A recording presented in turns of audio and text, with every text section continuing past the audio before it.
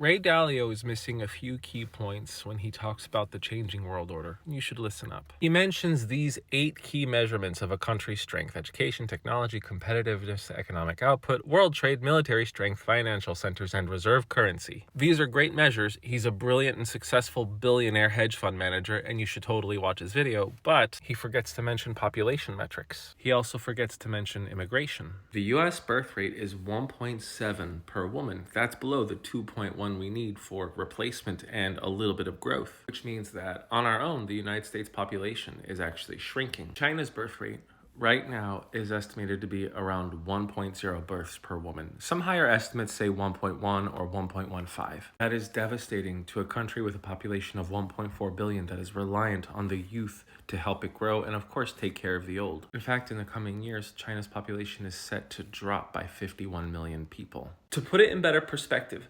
9.02 million babies were born in China in 2023. That's around the same number of babies born in pre-industrial China around 1750, when their population was 225 million. So about a sixth of what it is today. To make matters worse, over 21% of China's total population is 60 or older. That's over 290 million people that the Chinese population needs to take care of. This population crisis in China is due to the one-child policy, which lasted from 1980 to 2015, in which officially only one child was allowed to be had by a Chinese family. And unfortunately, due to whatever, these families preferred to have, for the most part, boys. So guess what happened if a girl was born? Very sad what they did, and now it's led to a much higher male to female ratio in China. You see the older generations, it's not so bad, 103 males to 100 females, that's normal. But look in the younger generations, it starts to increase. Look at 30 to 34, 25 to 29, 20 to 24, and so on and so on.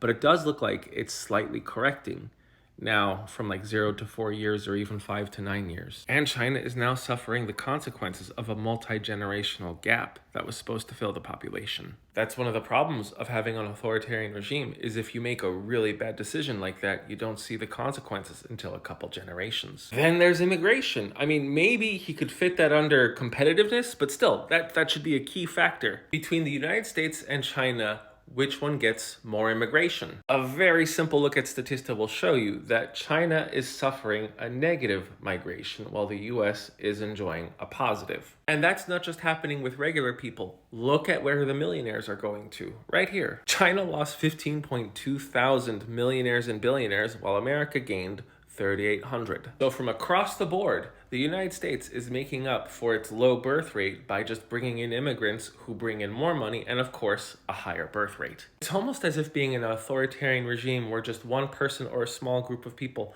making decisions for the economy and overall population is a recipe for disaster and will always keep you from being on top. And that's another thing. He doesn't include government stability in any of this. Since the CCP was founded in 1949, China has had 4 constitutions. The most recent one was in 1982, while the US Constitution has endured since 1789 for over 230 years.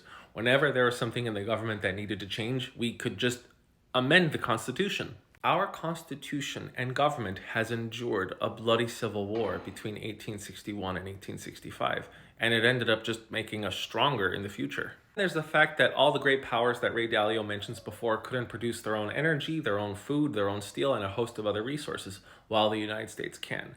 China can't. But I'm not going to get into all that now because that would be a much longer post. But in the end, I do agree with Ray Dalio's statement that we do have to control our spending and we have to find a way to coexist much better than we're doing now internally. Ray Dalio's video is about 42 minutes long, and I want to make an equally long version of retorts to a lot of his earlier points. If you're interested in that, let me know. I am the Geo Husar. Be sure to follow me on all my other platforms once the TikTok ban kicks in. Thanks for watching.